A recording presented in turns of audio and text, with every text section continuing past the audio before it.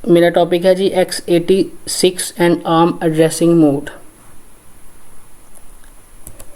तो इसमें सबसे पहले हम जो है रिस्क एंड सिस्क को डिस्कस करेंगे। फिर नेक्स्ट हम जो है इन दोनों के दरमियान जो डिफरेंस है उसको डिस्कस करेंगे। फिर नेक्स्ट हमारे पास जी आर्म वर्सेस x86 आर्किटेक्चर, इसको डिस्कस करेंगे। नेक्स्ट हम एड्रेसिंग मोड को डिस्कस करेंगे। फिर नेक्स्ट हमारे पास ये टाइप्स ऑफ एड्रेसिंग मोड्स, इसको डिस्कस करेंगे। फिर इसकी हमारे पास जितने भी फर्दर टाइप्स हैं उनको वन बाय वन हम डिस्कस करने की कोशिश करेंगे। सबसे पहले हमारे पास ये direct addressing mode, indirect addressing mode, register direct addressing mode, register indirect addressing mode, relative addressing mode, last one हमारे पास जी इंडेक्स्ड एड्रेसिंग मोड।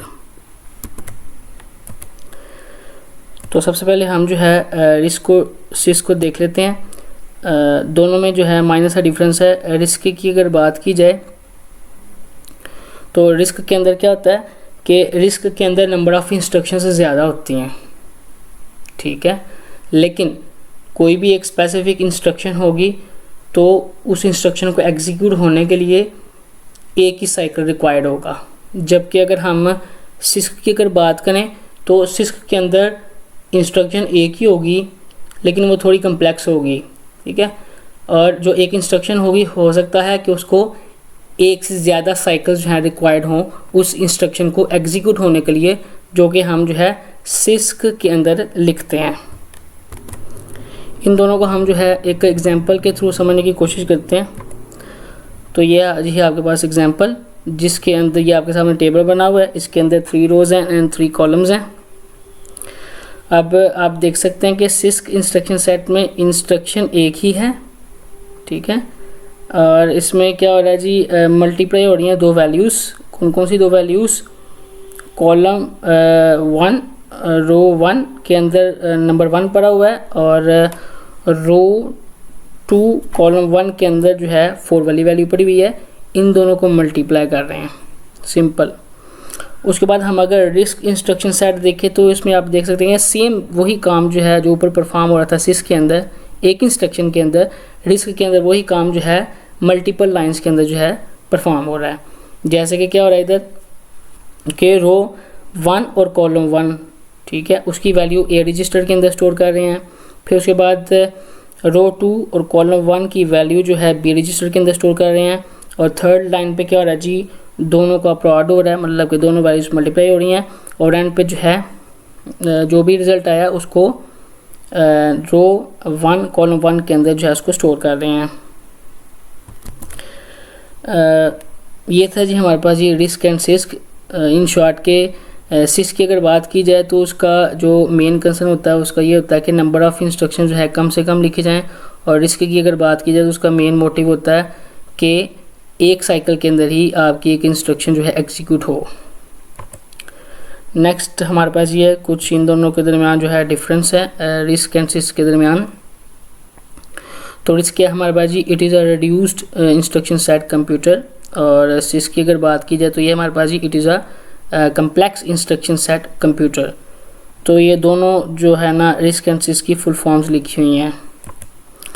नेक्स्ट है हमारे पास जी it requires multiple register sets to store the instruction, ठीक है। अब देखें जैसे कि अभी हमने पीछे एग्जांपल देखी है प्रीवियस स्लाइड में कि रिड्यूस की अगर बात की जाए, रिस्क की अगर बात की जाए तो उसके अंदर एक काम को पूरा करने के लिए, एक टास्क को कंप्लीट करने के लिए हमें मल्टीपल इंस्ट्रक्शंस रिक्वायर्ड हैं। तो ऑब्वियसली उसके लिए फिर हमें मल्टीपल जो है ना रजिस्टर चाहिए होंगे उन वैल्यूज़ को स्टोर करने के लिए। इसलिए रिस्क के अंदर नंबर ऑफ़ रजिस्टर्स ज़्यादा यूज़ होते हैं। जबकि अगर हम इसकी बात करें सिस्क की तो सिस्क के अंदर जो है सिर्फ और सिर्फ एक रजिस्टर का इस्तेमाल किया जाता है इंस्ट्रक्शन को स्टोर करने के लिए। नेक्स्ट वन हमारे पास ये डिफरेंस रिस्क एंड सिस्क के दरमियान। रिस्क की अगर बात की जाए तो ये क्या जी, RISC has simple decoding of instruction. Obviously इसमें आपकी जो इंस्ट्रक्शन है ना वो सिंपल वे में लिखी जाती हैं, मतलब कि इतनी कम्प्लेक्स नहीं होती हैं, उनको समझना आसान होता है, ईजी टू अंडरस्टैंडेबल होती हैं वो। जबकि अगर सिस्क की अगर बात की तो ऑब्वियसली ये थोड़ी कम्प्लेक्स होती हैं as compare to RISC. Next है हमारे पास जी the program written for RISC architecture needs to take more space in memory. Obviously कि इसके अंदर आपके जैसे कि आपने प्रीवियस एग्जांपल में देखा कि एक वैल्यू को ए रजिस्टर में स्टोर कर रहा है और उसके बाद दूसरी वैल्यू को बी रजिस्टर में स्टोर करवा रहा है, तो इसमें जो है ना मेमोरी आपको ज़्यादा चाहिए, ठीक है। रिस्क की इंस्ट्रक्शंस को स्टोर करवाने के लिए आपको मेमोरी ज़्यादा चाहिए होती है। जबकि अगर सिस्क की अगर बात की जाए तो इसमें जो है आपको कम मेमोरी चाहिए इन इंस्ट्रक्शंस को सिस्क की इंस्ट्रक्शंस को एग्जीक्यूट करवाने के लिए। नेक्स्ट हमारे पास जी ARM versus x86 architecture. Topic तो मेरा बेसिकली ये था ARM वर्सेस x86 आर्किटेक्चर, लेकिन वो रिस्क एंड सिस्क के कंसेप्ट इसलिए क्लियर करवाया क्योंकि वो दोनों के दोनों कंसेप्ट जो है ना इसके अंदर यूज़ होने जा रहे हैं। जैसे कि ARM की अगर बात की जाए तो ARM utilises lower power conserving energy for longer battery life, x86 delivers for more power and higher performance. मतलब क्या बेसिकली है दोनों प्रोसेसर्स ही, दोनों में माइनर सा डिफरेंस है वो ये कि ARM जो प्रोसेसर्स होते हैं ना उनका मेन जो मोटिव होता है ना, जो मेन फोकस होता है, जो मेन उनका कंसर्न होता है वो उस चीज़ के ऊपर होता है, उसके ऊपर पावर की एफिशिएंसी के ऊपर, ठीक है। परफॉर्मेंस की एफिशिएंसी के ऊपर नहीं होता, पावर की एफिशिएंसी के ऊपर जो है इनका कंसर्न होता है ARM प्रोसेसर्स का। जबकि अगर x86 प्रोसेसर्स की अगर बात की जाए तो इनका जो है ना मेन फोकस जो है परफॉर्मेंस के ऊपर होता है, पावर के ऊपर नहीं होता, ठीक है। ये पॉइंट आया। ARM is based on reduced instruction set computing, मतलब कि ARM जो प्रोसेसर आपका होता है वो रिस्क बेस्ड होता है, ठीक है। अब अगर x86 की अगर बात की जाए तो ये प्रोसेसर जो है ना x86 वाले ये होते हैं जी सिस्क बेस्ड। अच्छा, ARM अगर प्रोसेसर्स की अगर बात की जाए तो ये जो है mostly smartphones and other mobile devices में जो है ना यूज़ किए जाते हैं। जबकि अगर हम x86 प्रोसेसर की अगर बात की जाए तो ये जो है PCs में, डेस्कटॉप कंप्यूटर्स में या फिर लैपटॉप्स में इस्तेमाल किए जाते हैं। तो ये था जी इन दोनों के दरमियान difference ARM and x86। Next है जी हमारे पास एड्रेसिंग मोड। एड्रेसिंग मोड क्या था जी? The different ways of specifying the location of an operand in an instruction are called as addressing modes. तो जब हम अगर इंस्ट्रक्शन की अगर बात करें तो इंस्ट्रक्शन के जो है ना कॉमनली 2 पार्ट्स होते हैं। एक के अंदर होता है ऑप कोड और दूसरे के अंदर होता है ऑपरेंड, ठीक है, आपको पिक्चर में नज़र आ रहा होगा। तो बेसिकली जो ऑपरेंड है ना, ऑपरेंड जो है ना उसको किधर पड़ा हुआ है, ठीक है, मीन्स कि आपका ऑपरेंड जो है इस इंस्ट्रक्शन के अंदर ही पड़ा हुआ है या किसी रैम में पड़ा हुआ है या फिर किसी रजिस्टर में पड़ा हुआ है। तो ये चीज़ हमें जो है ना कैसे पता चलती है? With the help of addressing modes. Next है जी हमारे पास ये टाइप्स ऑफ एड्रेसिंग मोड्स। तो डिफरेंट तरह के एड्रेसिंग मोड्स हैं, तो इनको वन बाय वन हम जो है समझने की कोशिश करते हैं जी। सबसे पहले जी डायरेक्ट एड्रेसिंग मोड। तो ये क्या जी हमारे पास the address field of the instruction contains the effective address of the operand. Only one reference to memory is required to fetch the operand. It is also called as absolute addressing mode. तो direct addressing mode को हम absolute addressing mode भी कह सकते हैं। तो ये इसकी जी एग्जांपल है हमारे पास। तो ये इसकी डायग्राम है डायरेक्ट एड्रेसिंग मोड की। तो देखिएगा ज़रा, ऑपरेंड है, ठीक है, ऑपरेंड है जी हमारा ए, ठीक है। यहाँ पर इसका ये मतलब मीन्स के आपका जो ऑपरेंड है, ठीक है, वो मेमोरी के किसी एक सेल में पड़ा हुआ है, ठीक है। ये देख सकते हैं आप, जो आपका एरो है वो रेफ़र कर रहा है मेमोरी के किसी एक सेल पे, ठीक है।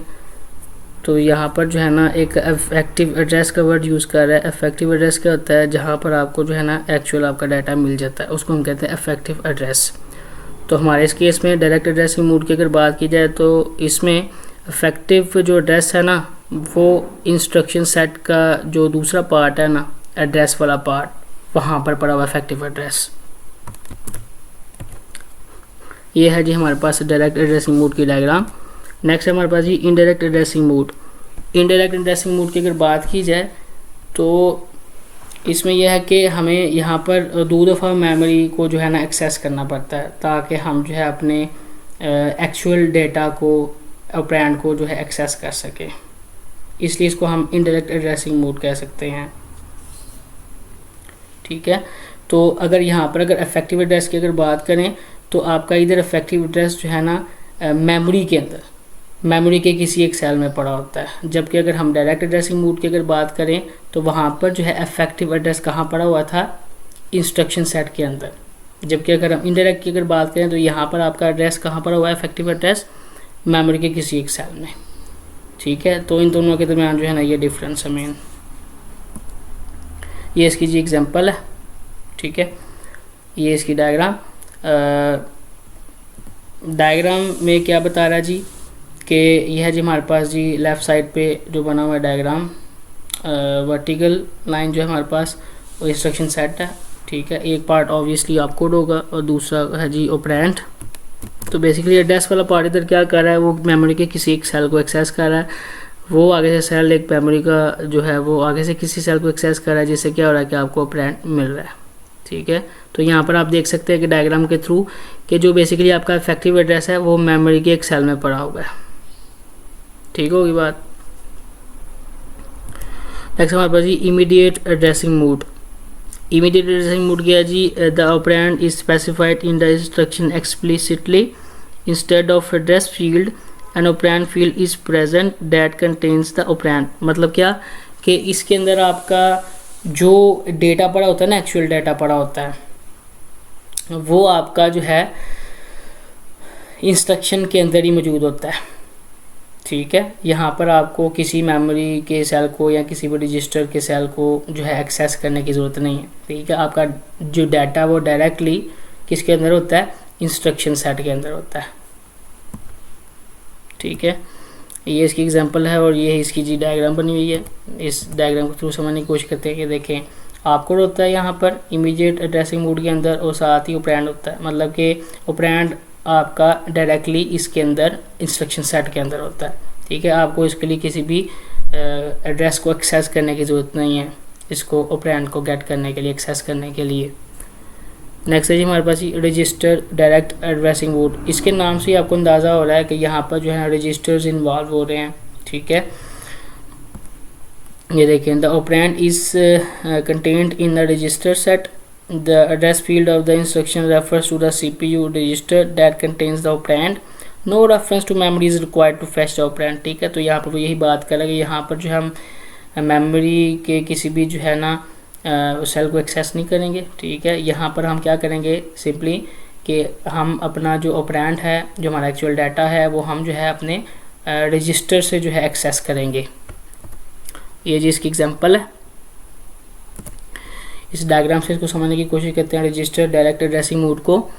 इसमें क्या हो रहा है जी, इंस्ट्रक्शन सेट है आपके लेफ़्ट साइड पे और एड्रेस है जी, एड्रेस के कहाँ जी, रजिस्टर के अंदर। ठीक है, यहाँ पर रजिस्टर का एड्रेस होगा, एड्रेस वाले पार्ट में, इंस्ट्रक्शन सेट वाले पार्ट में, और उसके बाद वो क्या कर रहा है जी, रजिस्टर सेट के अंदर जो है राइट साइड पे ऑपरेंड को जो है एक्सेस कर रहा है। ठीक है, ये सेम जो है डायरेक्ट एड्रेसिंग मोड की तरह ही है। फ़र्क सिर्फ इतना है कि डायरेक्ट एड्रेसिंग मोड के अंदर हम जो है ना अपने ऑपरेंड को कहाँ से गेट करते हैं, मेमोरी में से। जबकि अगर हम रजिस्टर डायरेक्ट एड्रेसिंग मोड की अगर बात करें तो हम जो है इस केस में अपने ऑपरेंड को, एक्चुअल डेटा को कहाँ से एक्सेस करते हैं, रजिस्टर सेट से। नेक्स्ट है जी हमारे पास जी registered indirect addressing mode. The address field of the instruction refers to a CPU register that contains the effective address of the operand. Only one reference to memory is required to fetch the operand. ठीक है, तो इसमें जो है ना थोड़ी बहुत जो है मेमोरी इन्वॉल्व होगी। डायग्राम के थ्रू जो है इसको समझने की कोशिश करते हैं जी रजिस्टर इनडायरेक्ट एड्रेसिंग मोड को। इसमें क्या हो रहा है कि आपका इंस्ट्रक्शन सेट के अंदर आपको तो हो गया, तो उसके बाद आपका जो ऑपरेंड है वो आप कैसे गेट कर रहे हो, कैसे एक्सेस कर रहे हो। आप के जो एड्रेस वाला पार्ट है इंस्ट्रक्शन सेट के अंदर, एड्रेस वाले पार्ट में जो है किसी रजिस्टर का एड्रेस है, वो आगे से रजिस्टर सेट पे जा रहा है, फिर उसके बाद फिर है इफेक्टिव एड्रेस है यहाँ पर। ठीक है, मतलब कि ये आगे से जो है किसी मेमोरी में जाके किसी ऑपरेंड को एक्सेस कर रहा है। ठीक है, तो इसके हम कहते हैं इनडायरेक्ट एड्रेसिंग मोड। नेक्स्ट हमारा जी relative addressing mode. Relative addressing mode क्या जी, effective address of the operand is obtained by adding the content of the program counter with the address part of the instruction. ठीक है, तो इसमें हम जो है रिलेटिव एड्रेसिंग मोड के अंदर इफेक्टिव एड्रेस को कैसे कैलकुलेट कर सकते हैं। प्रोग्राम काउंटर को आपने क्या करना है, प्लस कर देना है जो आपका जो है एड्रेस होगा इंस्ट्रक्शन का। ठीक है, इसको डायग्राम के थ्रू समझने की कोशिश करते हैं जी। तो यहाँ पर प्रोग्राम काउंटर के बारे में लिखा हुआ है कि जी जब भी वो इंस्ट्रक्शन को फैच करेगा तो वो उसका जो प्रोग्राम जो काउंटर है वो एक उसमें जो है इंक्रीमेंट लग जाएगा। ठीक है, उसके बाद जी हमारे पास ये डायग्राम जी, तो इसमें क्या जैसे कि पीसी के अंदर हमारे प्रोग्राम काउंटर के अंदर जो है ना 500 वाली वैल्यू पड़ी हुई है, और ए के अंदर ठीक है ये जो हमारा रजिस्टर इंस्ट्रक्शन जो फॉर्मेट वाला इंस्ट्रक्शन सेट वाला जो पार्ट है, एड्रेस वाला पार्ट है, उसके अंदर जो है एड्रेस पड़ा हुआ है 50। तो जब हम पीसी जो कि उसके अंदर 500 था, 500 प्लस 50 जब ऐड करेंगे तो क्या आंसर आ जाएगा 550। तो इन दोनों को प्लस करने के बाद जो है वो क्या कर रहा है, मेमोरी में से ऑपरेंड को एक्सेस कर रहा है। इसका मतलब क्या होगा कि ये जो ऑपरेंड है वो 550 वाले एड्रेस पे पड़ा हुआ है। तो इस तरह से हम जो है रिलेटिव एड्रेसिंग मोड के अंदर अपने ऑपरेंड को, अपने एक्चुअल डाटा को एक्सेस करते हैं। नेक्स्ट हमारे पास जी last one, indexed addressing mode. Indexed addressing mode की अगर बात की जाए तो ये क्या है जी, इसका इफेक्टिव एड्रेस कैसे कैलकुलेट कर सकते हैं जी। Effective address of the operand is obtained by adding the content of index register with the address part of the instruction. तो इसमें हम जो है एक नया रजिस्टर क्रिएट करते हैं जिसको हम नाम देते हैं इंडेक्स रजिस्टर का। उसको हम ऐड कर देते हैं जो भी हमारा जो है इंस्ट्रक्शन का एड्रेस होता है। इसको डायग्राम के थ्रू समझने की कोशिश करते हैं जी। इसमें क्या था जी, आपका जो इसमें इंस्ट्रक्शन सेट है आपके पास, जो एड्रेस वाला पार्ट है आपको तो फिक्स होता है ना। तो जो एड्रेस वाला पार्ट है जिधर ये लिखा हुआ है तो उसकी वैल्यू फिक्स कर दी जाती है, इसमें एड्रेस फिक्स कर दिया जाता है। जैसे कि 100 कर दिया एड्रेस, तो इंडेक्स जो रजिस्टर है उसका जो है ना एड्रेस चेंज होता रहता है। ठीक है, जैसे कि फॉर एग्जांपल इंडेक्स रजिस्टर के अंदर 1 है, ए के अंदर 100 है, तो दोनों को जब हम ऐड करेंगे तो 101 हो जाएगा। ठीक है, और वो मेमोरी में से जहाँ पर 101 होगा वो उस ऑपरेंड को, एक्चुअल डाटा को एक्सेस कर लेगा।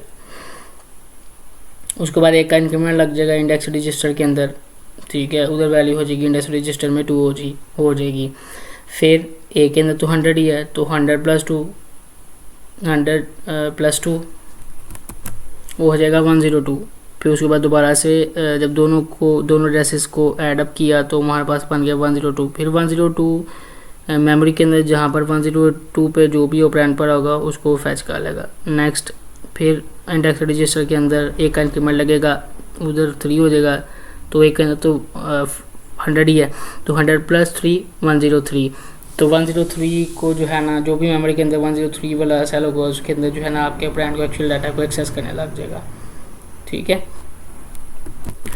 अगर हम इसकी अगर बात करें तो ये इसकी एड्रेसिंग मोड की प्रैक्टिकल जो है ना इम्प्लीमेंटेशन भी है। जैसे कि हम जो है ना इनको जब हम प्रोग्रामिंग करते हैं ना, तो जब हम अरेज वगैरह बनाते हैं अपने प्रोग्राम के अंदर, तो वहाँ पर इंडेक्स एड्रेसिंग मोड की जो है ना अप्रोच फॉलो हो रही होती है।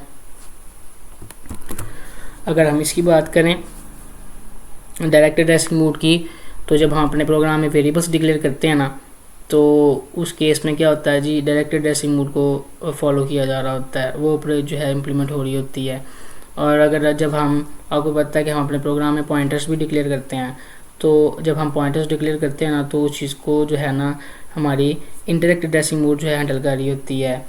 और उसके बाद जब हम अपने प्रोग्राम के अंदर कांस्टेंट बनाते हैं, कांस्टेंट मतलब कि कांस्टेंट की वैल्यू जो है कभी भी चेंज नहीं होती है ड्यूरिंग प्रोग्राम एग्जीक्यूशन, और कांस्टेंट को हैंडल करने के लिए जो है ना इमीडिएट एड्रेसिंग मोड का इस्तेमाल किया जाता है।